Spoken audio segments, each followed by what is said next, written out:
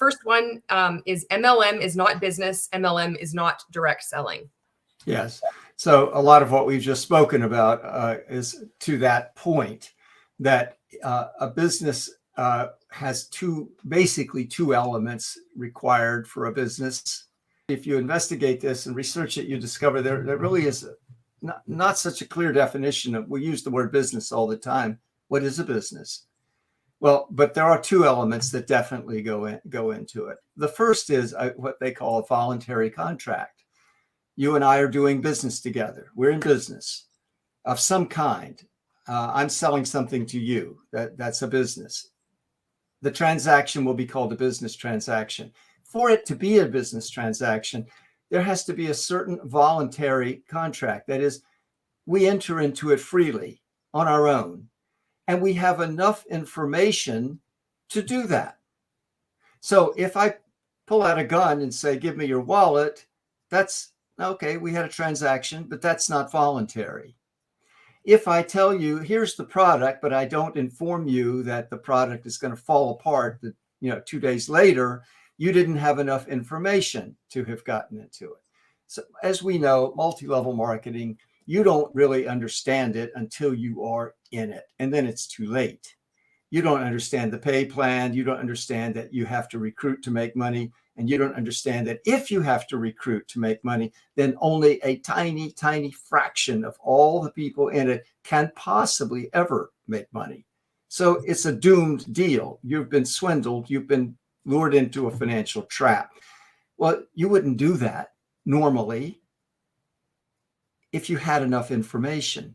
So it's in the withholding of information that makes it involuntary. And that's when people come out, they say, I didn't know this, I didn't know that, I discovered this. Well, why did you not know it at the beginning? Were you just foolish? Were you naive? No, you were swindled. They deliberately distracted you or withheld information.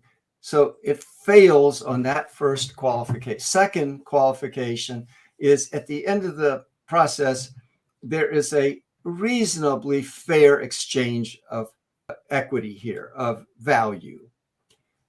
You give me money, I give you a product, or vice versa. I perform a service for you, you give me money, or maybe we even barter something. That's the basis of business.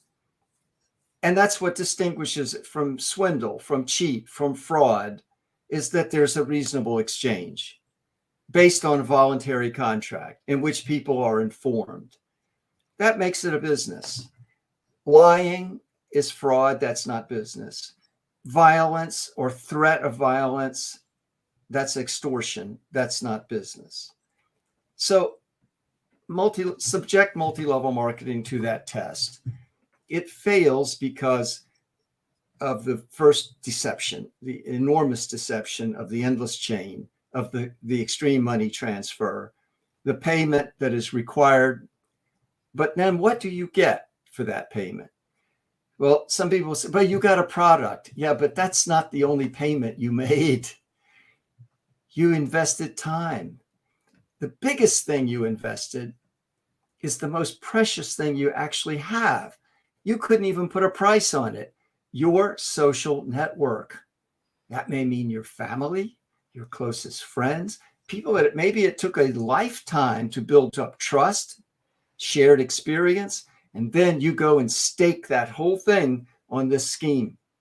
You go to that person who's known you for years, maybe you're married to that person or they're close friends, and you go and take that trust now that they have in you, and you use the scheme, use that trust to enroll them. That's an enormous cost. And what you discover, of course, is one, the income proposition that was made to you, for which you thought you were buying and getting, and for which you paid some money, but also invested your time and then invested your social network, turned out to be untrue. It wasn't there. So there's no exchange of value. There's an enormous swindle here going on in which people invest time, precious time. They may take time away from real work that they've been doing, and that costs them. They may borrow money. They might defer education. They might neglect their children or their spouses or their friends. These are gigantic costs that this scheme charges you. And so you pay an enormous fee to get into it in money, time, relationship, and so on. What do you get? Of course, you get nothing. You get the endless chain proposition for which you can't win in and you won't win. So doesn't meet the qualifying of business. So we shouldn't call it a business. And as we know, frauds often have fronts, business fronts. Tony Soprano carried a business card that said waste management consultant. When somebody said, Tony, what business are you in? He didn't say I'm a mafia chief. Of course not. He said I'm a waste management consultant. He handed him his business card. Yeah. So every fraud, no fraud operates in openly as fraud. They have to have fronts. And so multi-level marketing has a front. The front is we're a direct selling company. Now, who's going to argue with that? I mean, first of all, this is a weird thing. Direct selling really doesn't even exist anymore. It's virtually gone away. Why do you ever see anybody out hawking products door to door? I mean, attic sales, yeah. Little pop-up sales here and there, but actually earning a living no, it doesn't exist. It used to. It had a valid purpose at one time. And when it existed, it developed a kind of lore around it of heroism almost, of the entrepreneurial, the person willing to go out and hit the streets and sell and the initiative involved. There's a certain independence to it all.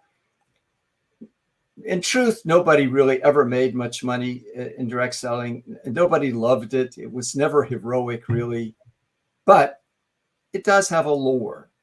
And so multi-level marketing not only hides behind the products as if they're really selling these products, but it also hides behind the whole tradition. It's very hard when somebody's direct selling to say, well, what kind of business is that? Sounds kind of seedy or scammy or what? It's sort of a given. It's a bedrock kind of business that's valid. So that's what it hides. That's what it hides behind. And as long as you think of it that way, even though you lost your money, even though you alienated your friends, you wasted 3 years of your life, as long as you keep calling it a business, you're the loser. Hey, that's the market. That's risk. That's entrepreneurship. But if you can say, wait a minute, it was not business. I was never in a business. I was swindled. This was a scam. This is a racket. And well, then, you have some clarity. But the language of the front of business blocks you from grasping the reality of what happened. And as long as you keep calling it a business, shift the language and the reality will show up. Stay in that front language, that fake language, and it'll be very hard for you to grasp it.